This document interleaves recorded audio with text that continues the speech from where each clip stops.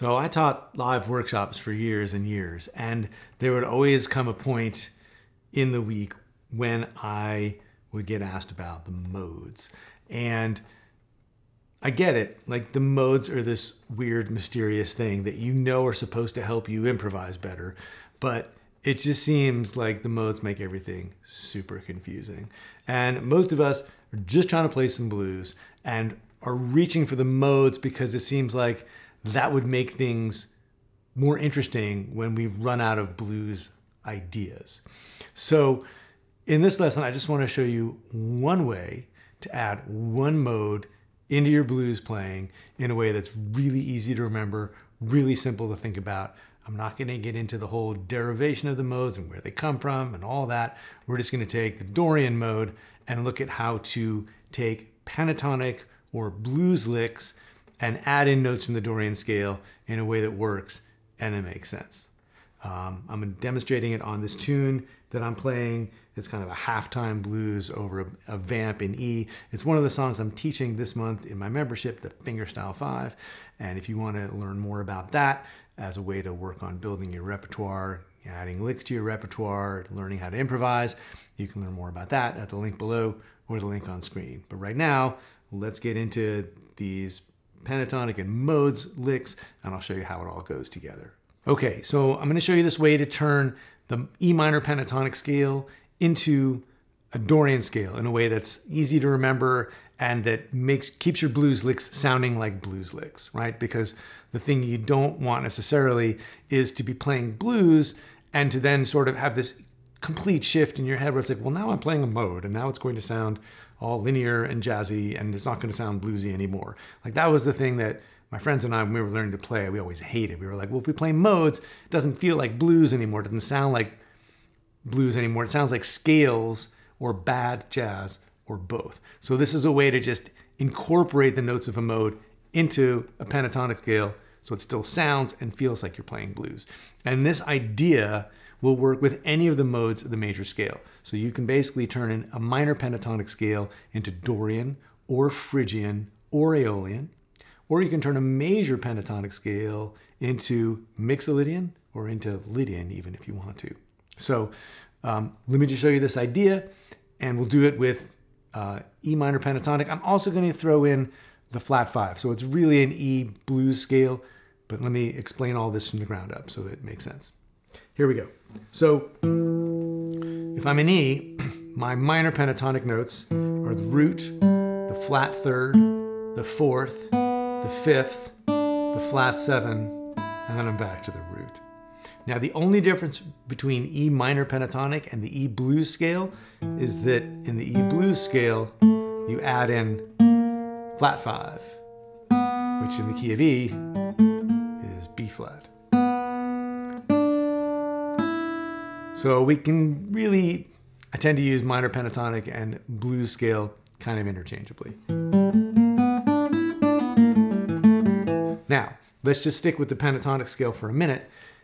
All that a Dorian scale is, once you've gone through all that show business about, well, I'm starting from the 2nd note of a major scale and then I'm going up, and like, what you really end up with at the end of the day, the simplest way to think about the Dorian scale is it's just, well, if we thought of it just as a scale, it's just root 2, flat 3, 4, 5, 6, flat 7, and root.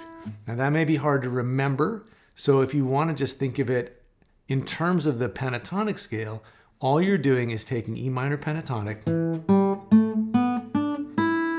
and you're adding in the 2nd and the 6th. And if you're trying to remember what those notes are, the 2nd is just a whole step or 2 frets above the root, and the 6th is 2 frets or a whole step above the 5th. So if you got your pentatonic scale, go a whole step up from the root, add that note in, keep going with the pentatonic scale, go a whole step above the 5th, that's the 6th, keep going with the pentatonic scale, and you're home free.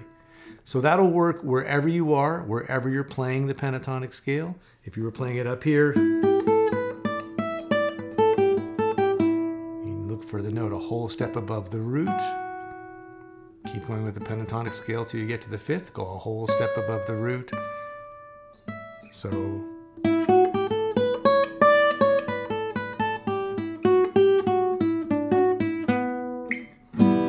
So, how this translates in terms of blues, we can take the scale that we've got here, and in open position, this is kind of an awkward move, and we're not going to release it too much. But if we go a whole step above the root on top, we get this note. So.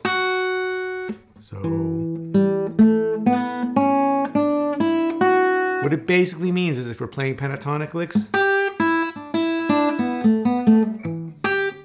that's why this note works and sounds okay, and why this note works and sounds okay. And if we put the flat 5 back in, now we have all of this, and we have all of this, and we have all of this. And you may be saying, like, yeah, big deal. I figured that out in the garage when I was 14. But now at least you know why it works. And that's sort of satisfying.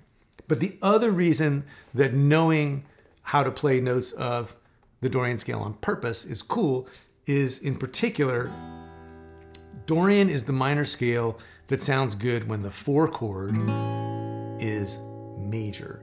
So when you have the sound of E minor and A7, like we do in this vamp,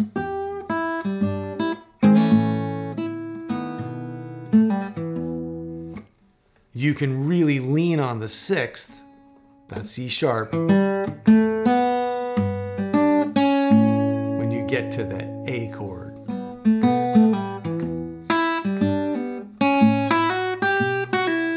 And when you're just going to play licks, you know that thing where you're playing the pentatonic scale and you're sort of run out of room? Where are you going to go? Having 2 more notes in the scale really helps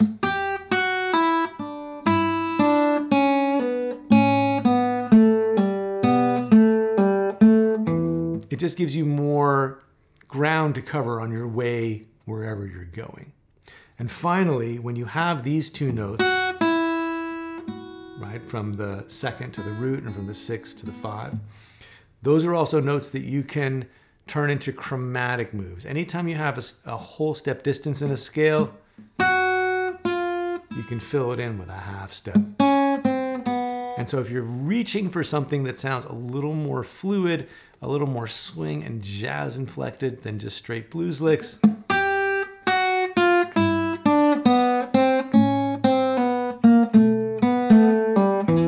now you've got all this territory to cover. The rule is basically you want to play on a strong beat for the notes around the chromatic note. So, and then, or even 5, flat 5, 4. So now within the blues scale, we've got these Dorian notes we can play, and then we can chromaticize the space between the Dorian notes, between the 2nd and the root, and between the 6th and the 5th.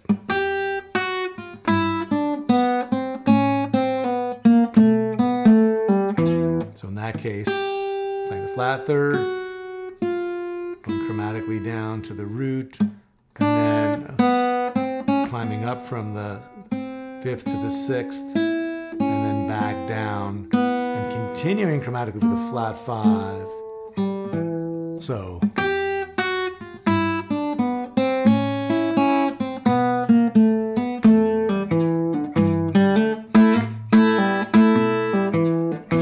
And so that thing I said earlier about playing more of a mode, but keeping it feeling like blues, you can go from something really tricky and chromatic like that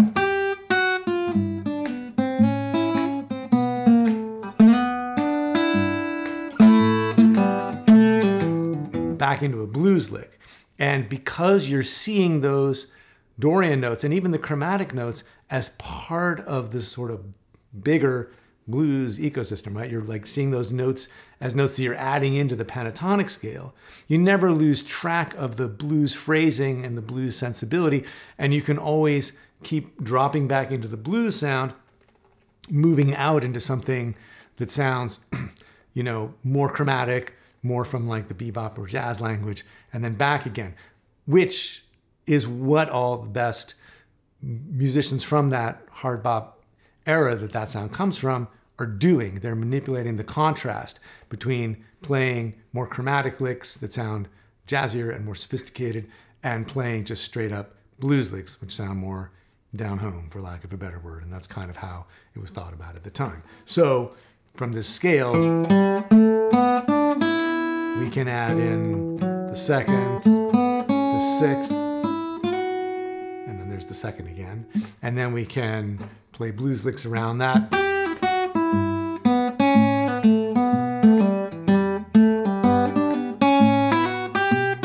And then we can chromaticize the notes we've added.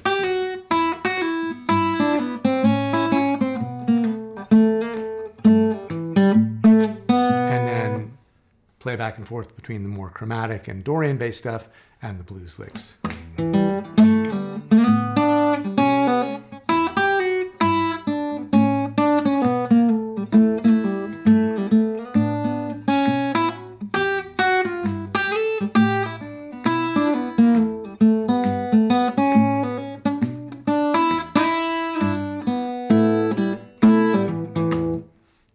So that is one way to turn a pentatonic or blues scale into a mode, and then have a way to play back and forth between those two sounds. If you've got a question or a comment about learning the modes, applying the modes to blues, using the modes for improvising, or even just understanding how they work, leave it in the comments down below. I would love to hear from you.